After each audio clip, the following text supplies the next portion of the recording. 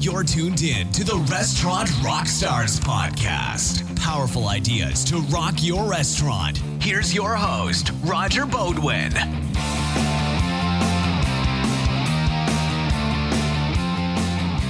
Guys, Roger back at you here at the Restaurant Rockstars Podcast. So glad you could tune in. I'm so excited to bring you an episode with an old friend of mine who I've gotten to know pretty well over the past year and a half. He's what I would call a Renaissance man, a real impresario of the hospitality space, Mr. Joshua Kopel.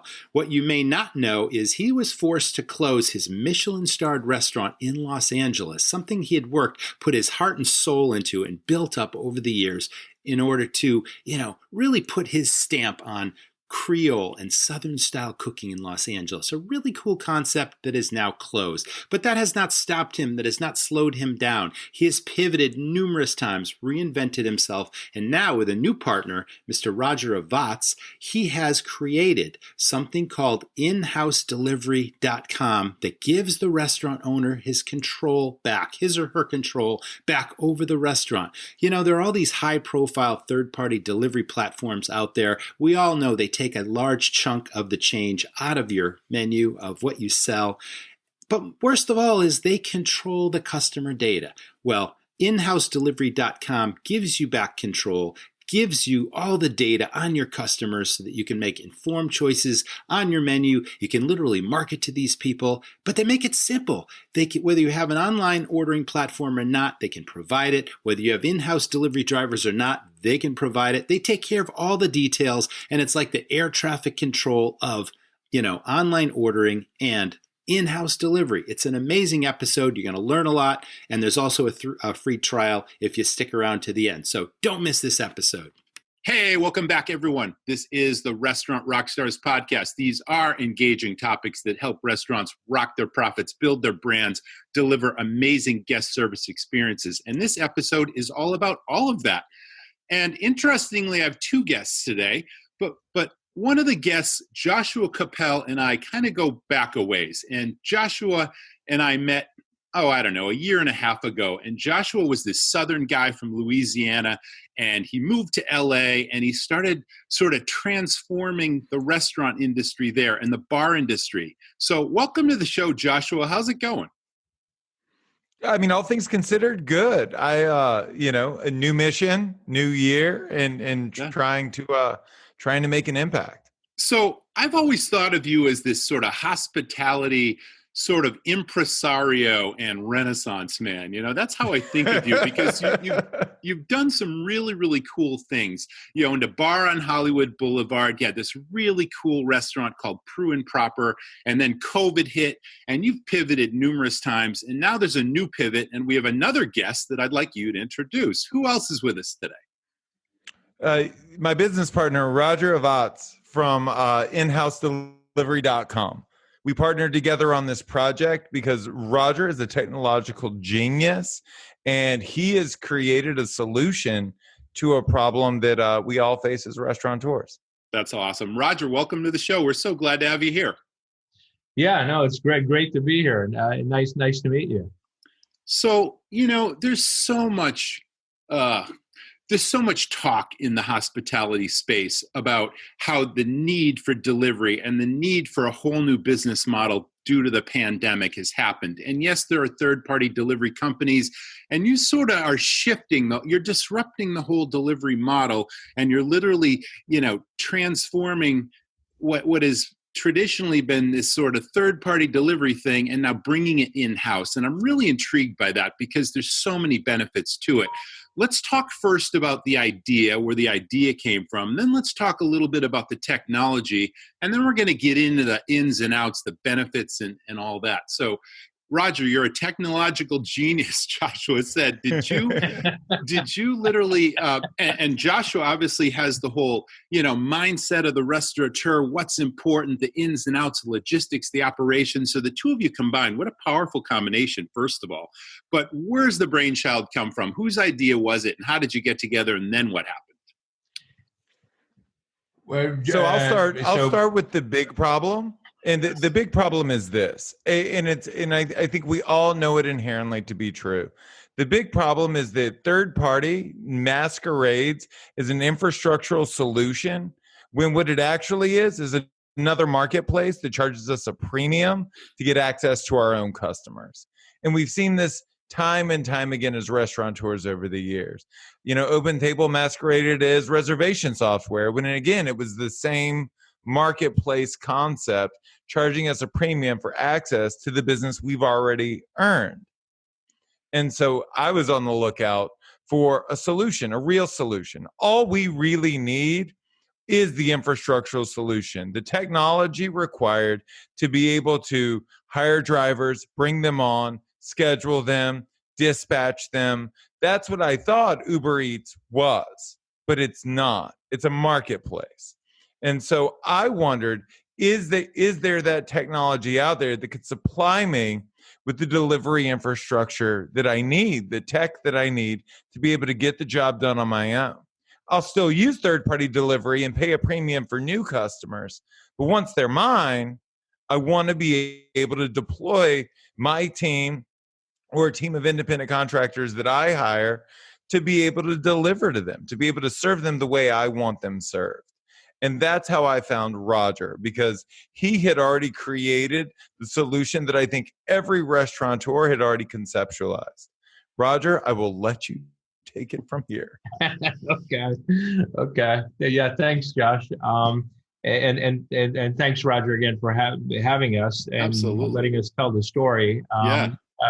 I think the timing is it's amazing for something what we've built and what's needed in the marketplace. And really, where I got my start is my expertise is in forecasting and scheduling. And when I mean forecasting, it's forecasting future customer demand and then scheduling hourly workers to meet that customer demand. And this is my fourth company. I've built 3 successful ones before and had successful exits. The last one, we did the scheduling and forecasting for the likes of Disney, 70,000 people in Orlando, 40,000 in Anaheim, and the likes of Wells Fargo Bank, and many other banks and lots of other hospitality retail customers. But what became really obvious was with this predictive technology was that managers and business owners became aware of these small periods of time where they needed extra workers in order to service their customers. And once they became aware, they tried to go and hire workers just for these 2 or 3 hour shifts for peak demands. And they found that it was really challenging to A, first find them, and B, to keep them, because people aren't interested in working 2-3 hour shifts during a week. So how we solved it is with software in our scheduling software, where we made it easy for people to work across different departments and different locations. And voila, the problem solved. And I looked at that and I said, wow, what do these 2 guys have in common? They have, what they have in common is they have big pools of workers that they can move around and they can cross-train. And even though our product started at $100,000 and it was applicable for big companies like Wells Fargo saved $20 million the first year deploying it. Disney wouldn't tell us what they saved. It was a lot of money, but we do know the first hotel they put it in Anaheim, they saved $1.6 million the first year, all by just matching labor to customer demand, not overscheduling or not underscheduling. Awesome. And so with that in experience, I said, the future will be that this technology, as you know, technology gets better, faster, and cheaper. So I knew that there would be a day that would be able to build a technology that can go out to the masses that employ hourly workers. And I said, you know what? When they get the predictive technology, they're going to run into the same problem. They're going to become aware of these peak demands that they need to find workers, that nobody is going to be willing to come and just work for them for 2-3 hour shifts in a week. And I said, okay, well, why don't we, and they don't have a big pool of workers that they can move around. So I said, why don't we make it so it makes it easy for employees or workers to work across multiple businesses?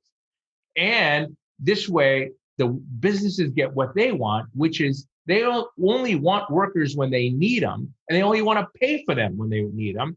And Absolutely. workers need to pay their rent, so they get what they want. So we call that social schedules. Think of hot schedules, but this is social schedules, right?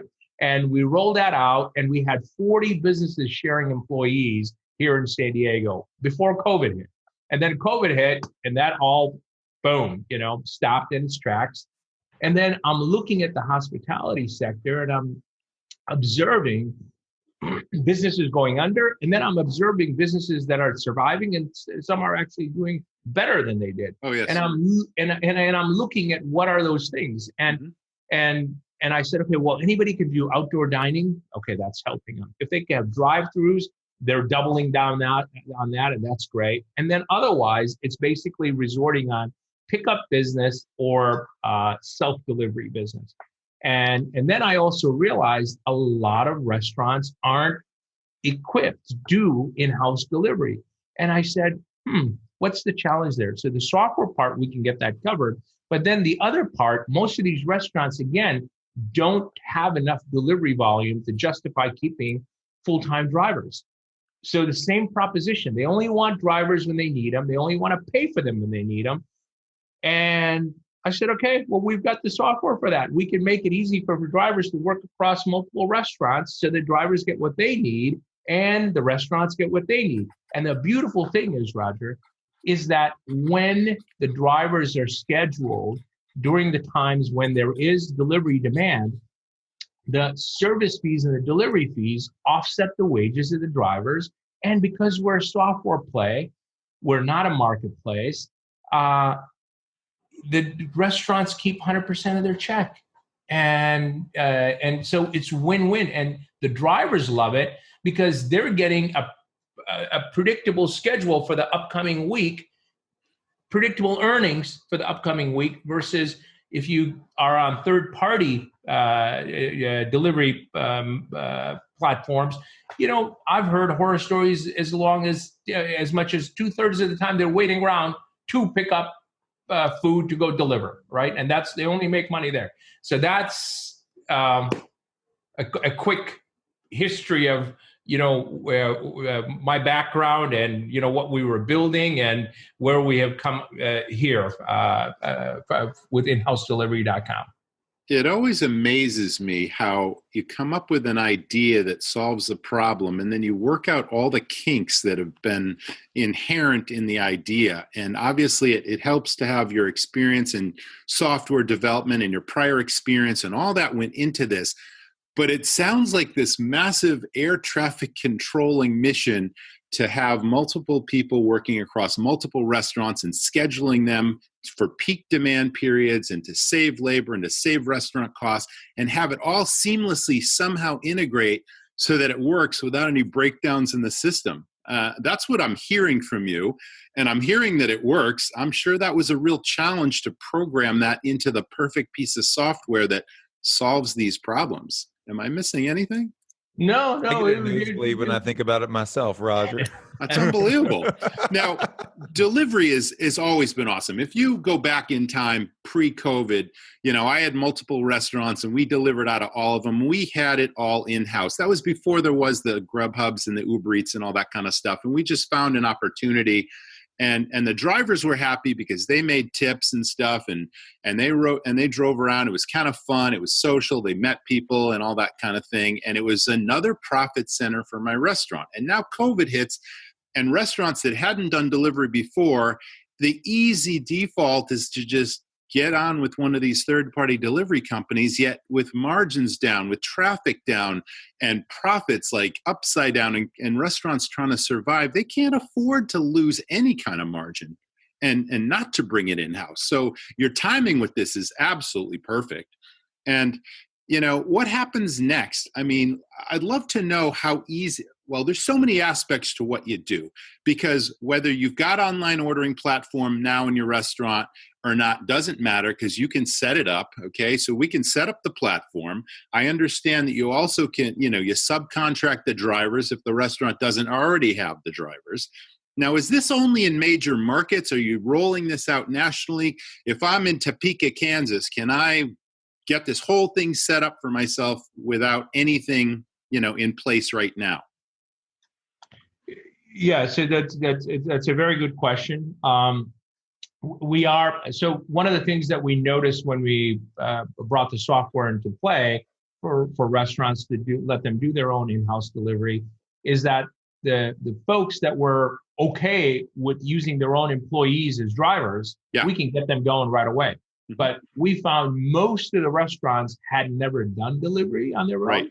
Right. And that was a friction point, if you will, to rolling out the product. And basically we said, okay, well, what about if we can help you find the drivers when you need as independent contractors that have their own insurance? Would that make it easy?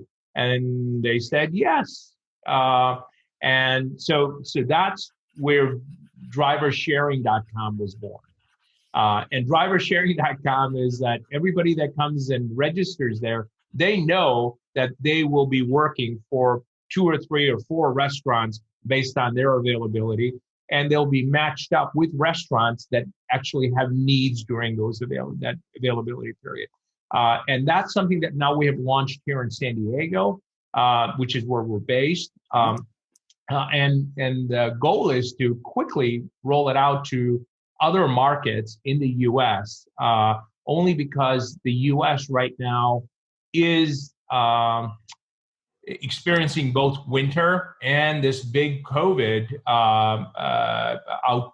the infection rates are going up. So people are concerned about dining in or even dining out, and they would prefer if it's easy for them to have the food delivered. You had mentioned a moment ago about the insurance question, which is a huge issue.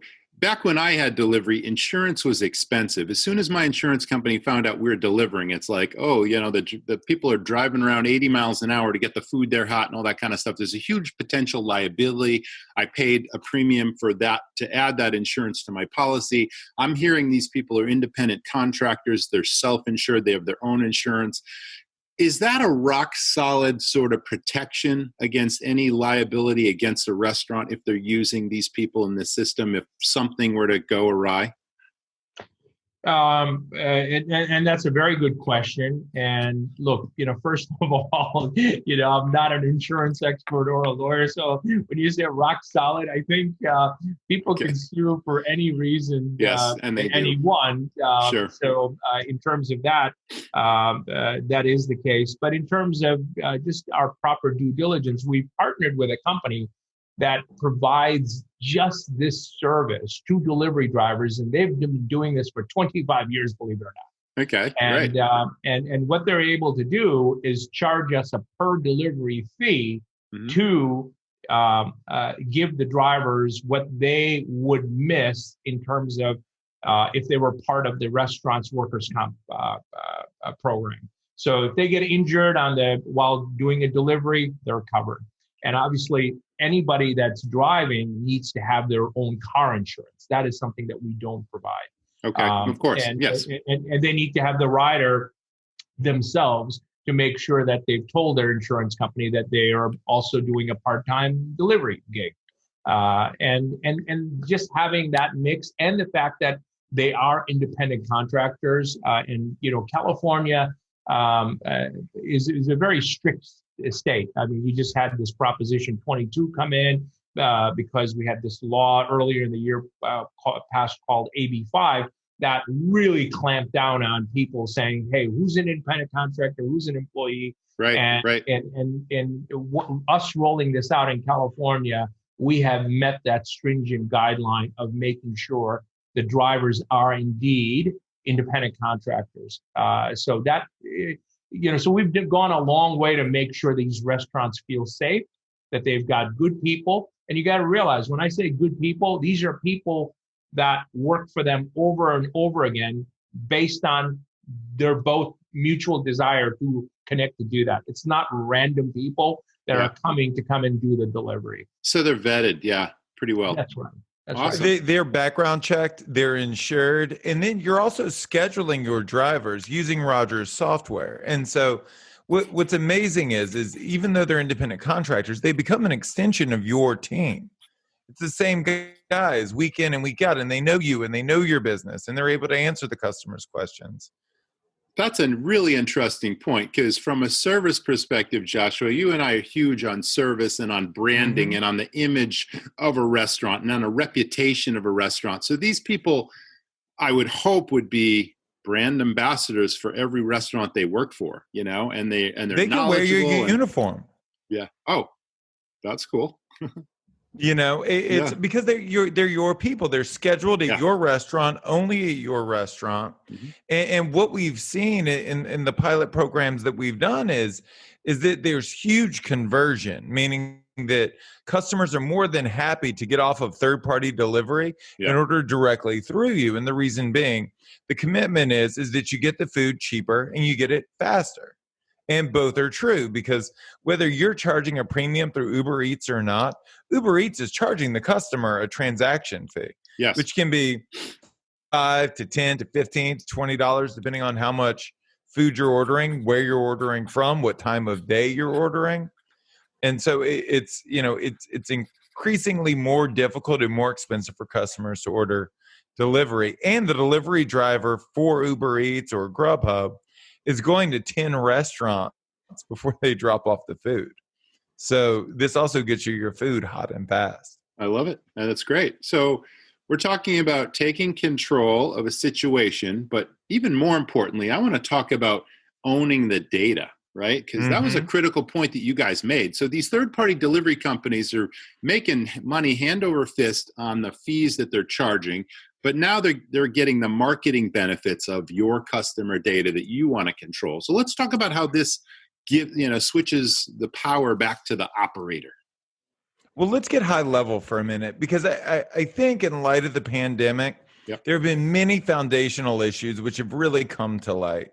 When you look at the restaurants that are really thriving now, what do they all have in common? That they own their customer data. That they had a way, either through social media or through possession of email addresses, to talk to their customer base, to say, this is what we're doing, this is how we're pivoting, please support us in this specific way.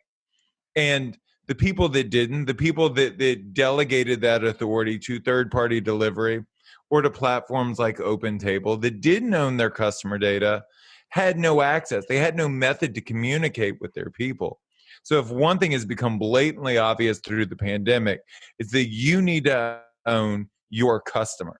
Absolutely. And through the back end of Roger's software, which everyone has access to, you have the ability to see, Roger, tell me if I miss anything here, but you get your customer's name, address, like method of communication, how many times they've ordered, what they've ordered. Roger, did I miss anything? No, and really all of that data really resides in the online ordering platform, and most best-of-breed cloud-based point-of-sale products now throw in online ordering platform, and they also have a customer loyalty program. So to Josh's point, not only is it easy for the customer then to place an order, but all of that the data resides with the customer. Let's also talk about feedback, because I think feedback is important as well. The situation that we found ourselves in for the last 15 years is that when customers provide valuable feedback, they do it on a public platform. Absolutely. Which is, I think there's some value of that for the customer, but for us, it means that there's no margin of error. There's no learning curve.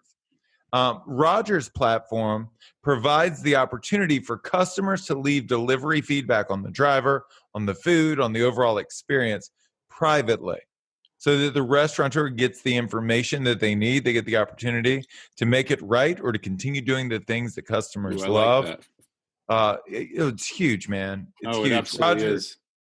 Roger, can you talk about on the customer side what the experience is like through the dispatch and delivery process? You betcha. So I spoke about the fact that the system will help you determine how many drivers you need and have them scheduled.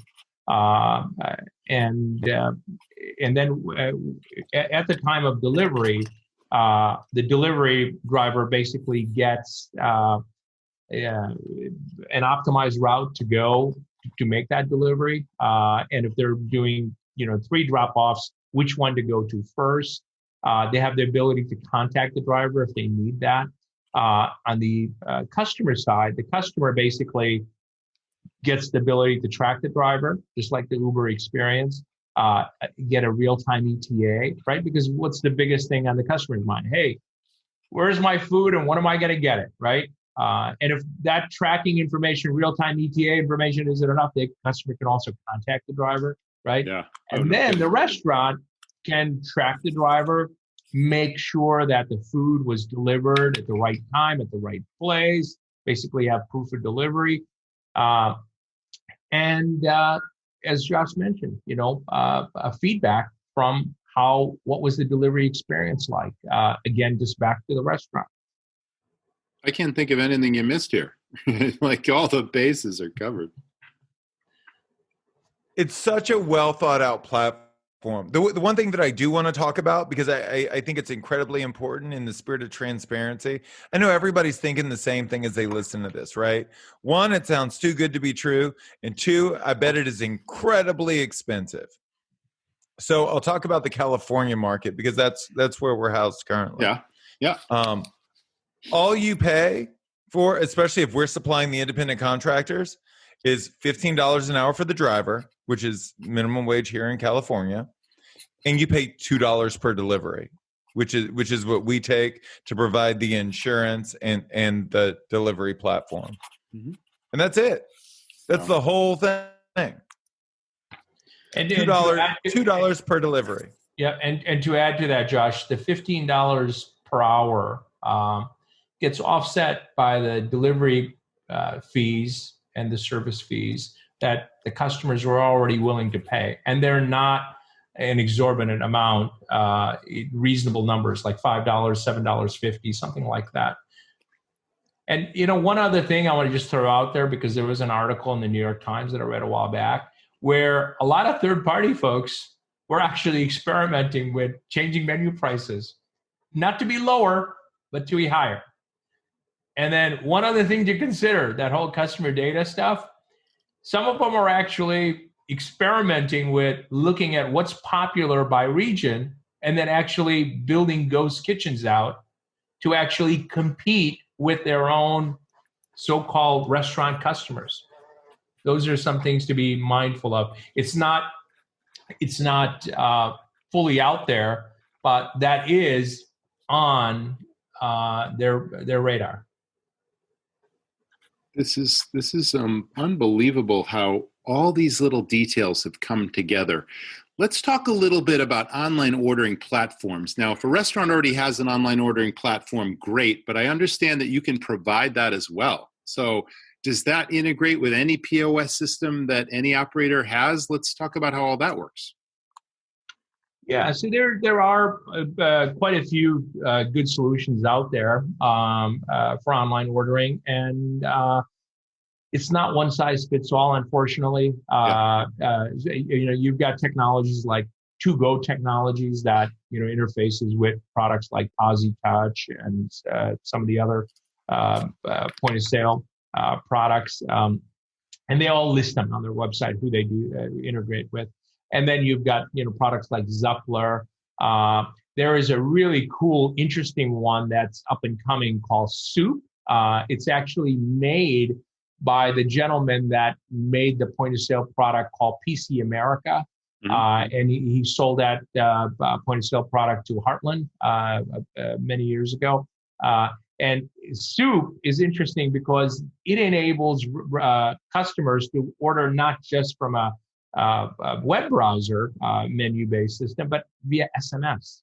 Because Rich, the founder, basically said, hey, Raj, most of the time when people order food, they're ordering from their 7 or 8 restaurants that they've ordered from before. And more than likely, they're ordering basically kind of same thing that they ordered there last time. And if we make it, and he did a study, rather than going to the menu and doing the pick list and all of that, he showed me doing the SMS was the fastest way to get the repeat order, what they ordered from that particular restaurant. So there's interesting stuff happening in the online ordering space as well. Let's talk about SMS for a moment, because that strikes that whole marketing piece that we were talking about, owning the data, all the information that you get about the customers and what they order and how frequently they order. And now you can target these people. Is there a seamless, fairly simple way of taking all that data and turning that into, text messages and just sending out promotions based on people perceiving that they are an important customer to you, that you're recognizing them as an individual person, and then getting a compelling message to them through all this technology? You bet. So the technology has gotten to a stage where it's all available and it's all cheap enough and easy enough to use that wasn't available in the past to smaller companies. And, what do I mean by that? It's, airlines knew this right off the bat. It's like they created their customer loyalty, but again, they understood who their valuable customers were. Right. And they started treating them differently. Yes. And same thing on the restaurant side. You would be able to identify your valuable customers, but then also know that, wait a second, this guy has ordered food from me once a week for the last umpteen weeks, and now he hasn't ordered from me in the last 3 weeks. What's going on? Maybe it's time to reach out and offer them a 20% off coupon, or even things like when they send a review that the delivery was off, the next time the delivery takes place, more importantly, come back and when the delivery, something's wrong with that experience, reach out and say, hey, you know what? Very sorry. We're going to make it up to you. But then next time, actually, when they do order, they have the power to then reach out and follow up, if need be, on a phone call. Hey, did we make that right? Did we include that extra order of egg rolls or whatever that was? And talk about making customers feel special. Yeah. Let me ask you something. Let's go back to the feedback just for a second, because we're still sort of on that topic. So I really like the fact that this is private information. It's shared. You can have an opportunity to make any problem right before it happens, before you get a negative online review and all that. Is there some sort of way that if delivery becomes a big part of the business model of a restaurant, they're using your platform, is there a way that I'm instantly notified or something is flagged that I've got a negative issue that I need to deal with? Because I got 1,000 other details in running my restaurant. How do I suddenly know, unless I've got a dedicated person watching every single feedback or review that comes in before a customer goes somewhere else to share that negative information? Yeah, no, that's a very good point. And that's not in our software today, but that is on the roadmap. And the reason I mentioned that was, again, being in California and being in scheduling software. California has this rule that if somebody works, I believe, a 3-hour shift, they're entitled to a 10-minute rest break. Yep. And if they don't get that, their business is open to some issues, liability issues. Mm-hmm. And the key word is they need to be offered that. The employees don't need to be, you don't need to babysit to make sure they actually do it. Yes. But in our software, believe it or not, we have it. Like if somebody's working a 3-hour shift in our software right now, it will alert the manager and the employee that, hey, buddy, you haven't taken your rest break yet. And the manager gets that notification as well. Yeah. And they can walk up and say, hey, you need to go do that. Right. So, and that gets logged. So what I'm saying is that we already have that kind of technology, and it's very easy for us to port over for the review. We can determine, hey, is it a 2-star review that should determine the threshold, or 1-star and alert? And then, like you said, get on it while it's top of mind for everybody. Let's talk about onboarding and the process. Let's just say I'm a new restaurant customer. I'm listening to this podcast. I'm intrigued by what I hear. I need to do this in my business. So we talked about lots of different scenarios. We talked about those restaurants that already have online ordering capabilities. We talked about those that don't. We talked about those that may have an in-house delivery team already, but they don't have the scheduling software dialed. And then we talk about those people that don't have any of this. Well, how is the onboarding process? How long does it take? How complicated is it depending on what my situation is? And how do you work on a personal level with each customer to get them dialed and rocking and rolling? This is the best part of the software. So it really is, because one of the things that I told Roger, because we all work 80 to 100-hour weeks, right? Yeah. So like, and as we have all seen so many times, when you acquire a new software, a new technology, it's like acquiring another job, right? It's one more thing to be responsible for. And so as sold as I was when Roger and I initially had the conversation, I was like, man, this has to be easy. Oh, yeah. Like it's got to be so easy that I can onboard mindlessly, and it's got to be so easy that the dumbest person on my team can master it in under 5 minutes, because that's the reality of the situation. And so Roger's commitment to me that it was as easy and as hands off as third-party delivery. And when he walked me through the demo, I was absolutely floored. In terms of onboarding, you onboard in less than an hour. That's it. If you reside in an area where we have a pool of drivers, we can get you up and running in a day or two. And then again, it's no different than scheduling your own team. Through the AI powered software that Roger's created, you're able to get predictive scheduling as soon as we have enough customer data or sales data to be able to intelligently schedule you out. But you already kind of have a vibe, right, as a restaurant owner, for when you're going to need those people, when you're not. Right. And so it couldn't be more seamless. Everything's drag and drop. It's this beautiful graphic user interface. I dig it. And it's sort of branded to the restaurant, customized graphically. All that stuff is possible too. Great question. So the most beautiful thing about the service is that it's invisible to the customer.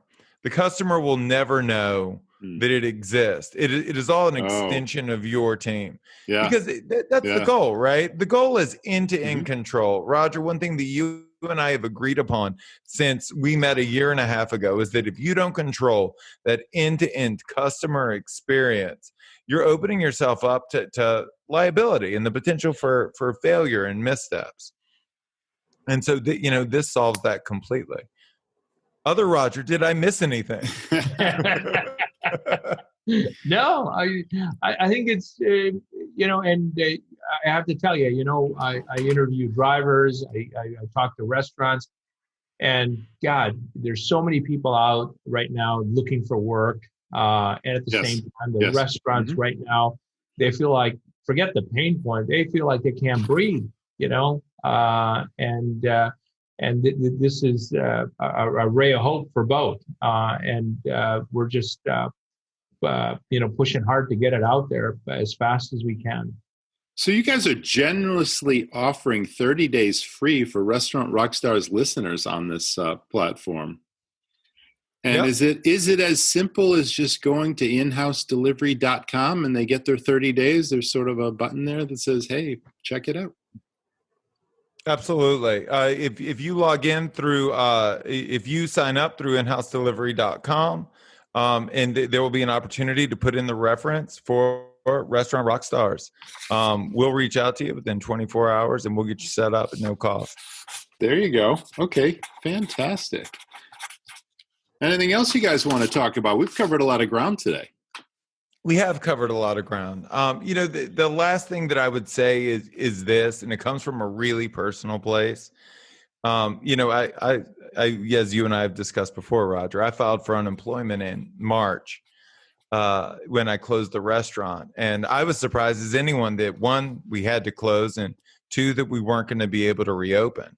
Yeah. And, being a Michelin rated restaurateur, I thought I had everything covered. I thought I knew all there was to know, and I had reached the pinnacle in the industry. And realizing how many foundational issues there were within my own business really highlighted for me how many foundational issues there are within the industry at large. And we've all spent the last 8 months trying to figure out, what do we need to take in-house and what do we need to delegate? How do we take control of our business?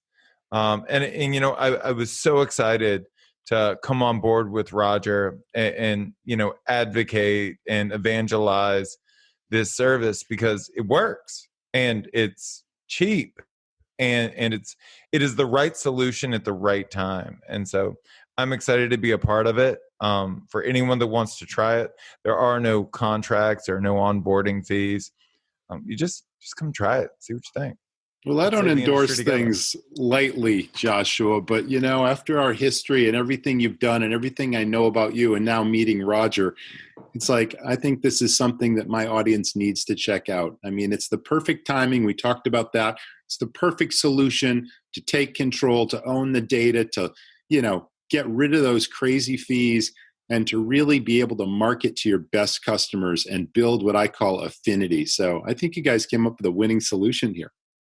We're trying to save the industry here, man. Yep. Yes. And it's been a humbling experience for all of us.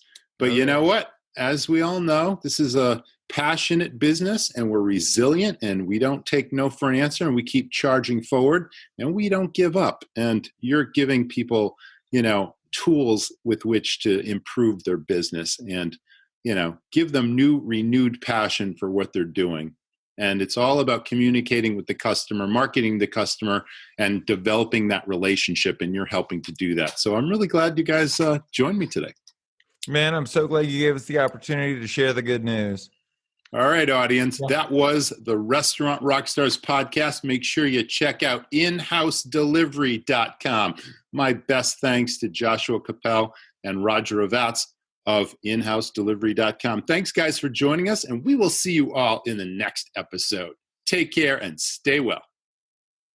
Thanks for tuning in, guys. Wasn't that a great episode with Joshua and Roger? And what a cool platform they've come up with. The timing is perfect, as we talked about. It's like during COVID, it's like most operators have had to pivot. We've had to take on online ordering. I'm doing it in my own restaurant today.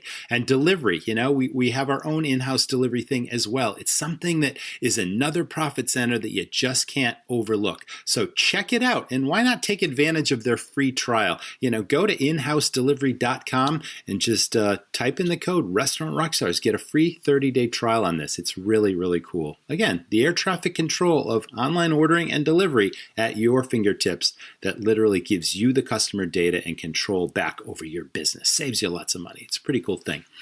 If you like what you're hearing, again, please leave us a review on iTunes. If you have an idea for an upcoming episode or someone you'd like me to interview or talk to, send me a line, Roger, R-O-G-E-R, at restaurantrockstars.com. And if you're looking for systems to run a stronger, more profitable operation, look no further than restaurantrockstars.com. We have a whole series of turnkey systems that'll dial in and transform your operation. Thanks for listening. I'll see you next time. Thanks for listening to the Restaurant Rockstars Podcast. For lots of great resources, head over to restaurantrockstars.com. See you next time.